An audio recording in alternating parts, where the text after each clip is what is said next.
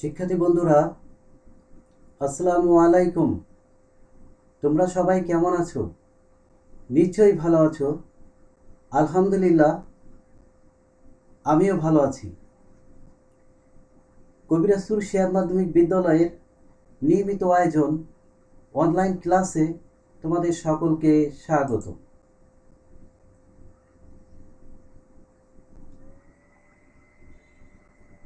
শিক্ষার্থী বন্ধুরা, আমি মোহাম্মদ সাইফুর রহমান, সহকারী শিক্ষক বিজ্ঞান, কবিরাজপুর শেয়ার মাধ্যমিক বিদ্যালয়, রাজুর মাদারীপুর। আজকের পাঠ পরিস্থিতি শ্রেণী নবম দশম, বিষয় গণিত, অধ্যায় 11। শিক্ষার্থী বন্ধুরা, আজকে আমি তোমাদের এই নবম দশম অধ্যায়ের অনুপাত ও সমানুপাতের একটি সৃজনশীলের সমাধান দেখাবো। পূর্বে আমি এই অধ্যায়ের দুই সেট সৃজনশীল এবং আরও কিছু গাণিতিক সমস্যার সমাধান দেখিয়েছিলাম। আজকে আমার এই অধ্যায়ের নবম ক্লাস। তো শিক্ষার্থী বন্ধুরা, আশা করি তোমরা সকলেই ধৈর্য সহকারে আমার এই ক্লাসটি দেখবে। তো আজকে আমি তোমাদের গুরুত্বপূর্ণ একটি সৃজনশীল নিয়ে আলোচনা করব। তাহলে আমরা মূল পাঠে চলে যাই। প্রথমে আমরা প্রশ্নটা দেখি। আমাদের প্রশ্ন সৃজনশীল প্রশ্নটা দেখে নিলাম। তোমরা এখানে দেখতে পাচ্ছ যে y সমান 14 mn by m plus n এবং p ইস টু q এবং সমান হলো q ইস টু হলো r। তার মানে এখানে যদি এটা হয় তাহলে দেখাও যে p by q equal P square plus Q square divided Q square plus R square. এটা হলো ক নাম্বার। এবং খ নাম্বার তোমরা দেখতে পাচ্ছ P power 4 Q power 4 R power 4 into 1 by P power 6 plus 1 by Q power 6 plus 1 by R power 6 সমান আমাদের কি প্রমাণ করতে হবে? P power 6 plus Q power 6 plus R power 6। এরপর গ নাম্বার আছে Y plus 7m divided Y minus 7m plus হলো ওয়াই প্লাস 7n ডিভাইডেড হলো ওয়াই মাইনাস 7n এর মান নির্ণয় করো। এখানে একটা শর্ত দেওয়া আছে, m সমান কি হবে না n। তো শিক্ষার্থী বন্ধুরা, এখন আমাদের মূল পাঠে যাব। তো প্রথমে ক নম্বরের সমাধান আমি দেখাবো। ক নম্বরের প্রশ্নটা নিয়ে আসি। প্রথমে আমরা আমাদের দেওয়া ছিল পি ইস টু কিউ সমান হলো কিউ ইস টু আর। যদি হয় আমরা এটা লিখতে পারি পি বাই কিউ সমান কিউ বাই আর, এবং এখান থেকে আমরা কি লিখতে পারি? কিউ স্কয়ার সমান পি আর। তার মানে এরকমভাবে আমরা এটা লিখতে পারি। এখন যদি আমরা বাম পক্ষ যেখানে আমাদের ছিল এটা, আমরা এখানে ডান পক্ষটা নিয়ে নিলাম শিক্ষার্থী বন্ধুরা। তো এখানে যদি আমি এখানে বাম পক্ষ লিখছি, আগে বাম পক্ষ ধরে এটা করে নিলাম। এখানে কি করা হয়েছে? আমরা পি কিউ স্কয়ারের মান বসাইছে পি আর, নিচে দেখো কিউ স্কয়ারের মান বসাইছে হয়েছে পি আর। যদি এটার ভিতরে পি কমন নেই, পি প্লাস আর এখানে থাকতো, আর কমন নিলে নিচে পি প্লাস আর। তো শিক্ষার্থী বন্ধুরা, এই পি প্লাস আর কাটাকাটি গেলে আমরা পাবো পি বাই আর। তার মানে এটা ডান পক্ষ, আমরা এই ডান পক্ষের সমান পেয়ে গেলাম। সুতরাং তার বাম পক্ষ আর ডান পক্ষ সমান হলে আমরা লিখতে পারি যে সুতরাং পি বাই আর সমান হলো P square plus Q square divided Q square plus R square. তার মানে আমাদের দেখানো হলো। তো শিক্ষার্থী বন্ধুরা, আশা করি তোমরা সকলেই এই পর্যন্ত কি বুঝতে পেরেছ। তোমরা এই অংশটুকু তোমাদের নোট খাতায় এখন লিখে নাও। এখন আমি তোমাদেরকে খ নাম্বার প্রশ্নের সমাধান করে দেখাবো। তাহলে আমরা খ নাম্বার প্রশ্নে যাই। খ নাম্বার প্রশ্নটা একটি গুরুত্বপূর্ণ অঙ্ক। তো এখানে আমাদের দেওয়া ছিল, আমরা সেই আগের পূর্বের মানগুলো নিয়ে নিলাম কিউ স্কয়ার সমান পি আর। তো সেক্ষেত্রে আমরা বাম পক্ষে আমরা কি বসাবো?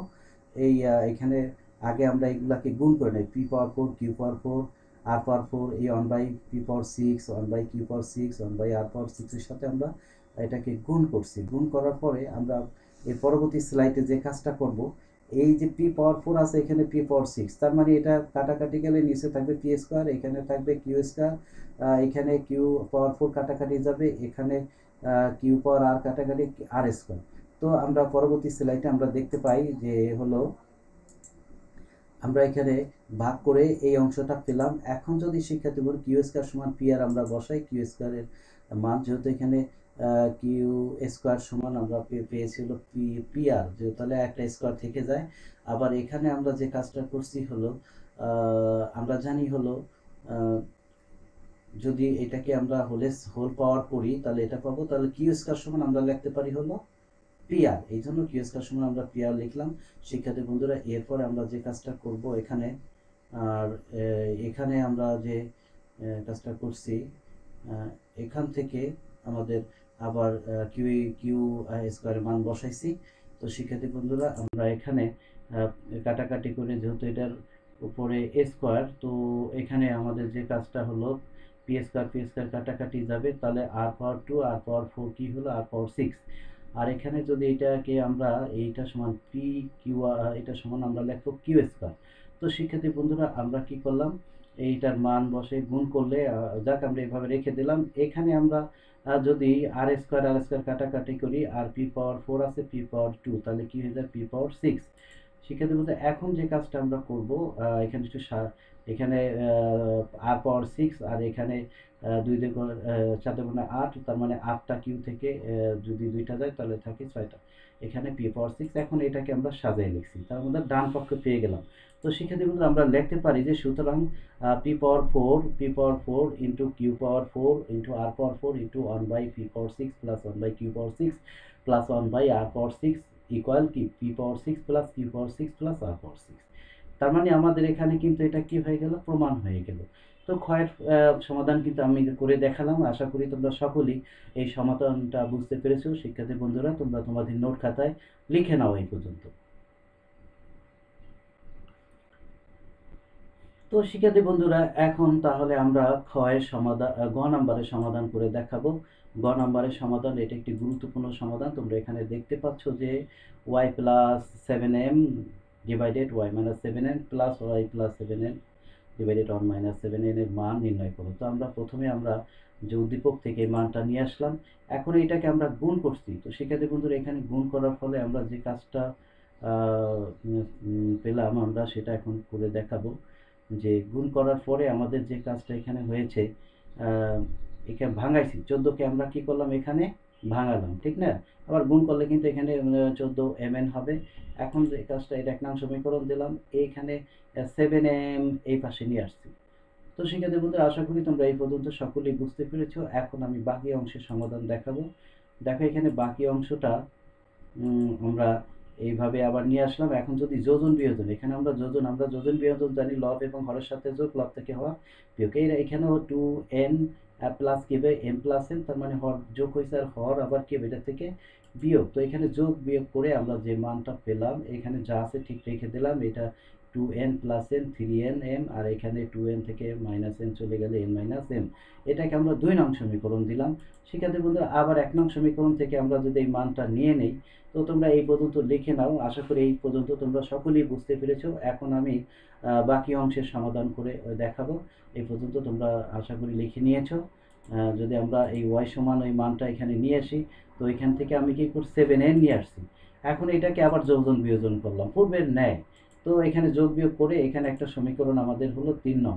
শিক্ষার্থী বন্ধুরা আশা করি তোমরা সকলে এই পর্যন্ত বুঝতে পেরেছো। এই পর্যন্ত তোমরা তোমাদের নোট খাতায় লিখে নেবে। এখন আমি যদি 2 নং এবং 3 নং যোগ করি, তাহলে কিন্তু আমাদের মান আমরা পেয়ে যাব। তো এখন আমরা পরবর্তী স্লাইডে 2 নং এবং কি করব, 3 নং যোগ করব।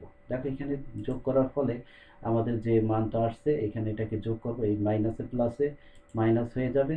এখন এটাকে যদি যোগ করি, আমরা যদি বিয়োগ করি, আমরা জানি ভগ্নাংশ আকারে থাকলে সেটা লসাগু করতে হয়। লসাগু এখানে এম n মাইনাস m, কাটাকাটি 3n প্লাস m, আর এখানে মাইনাস থেকে যায়, এখানে মাইনাস প্লাস মাইনাস হয়ে গেলে।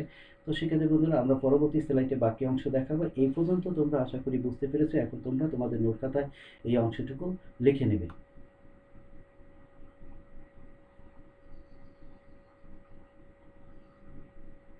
শিক্ষার্থী বন্ধুরা আশা করি তোমরা সকলেই বুঝতে পেরেছো। এখন আমি বাকি অংশের সমাধান দেখাবো।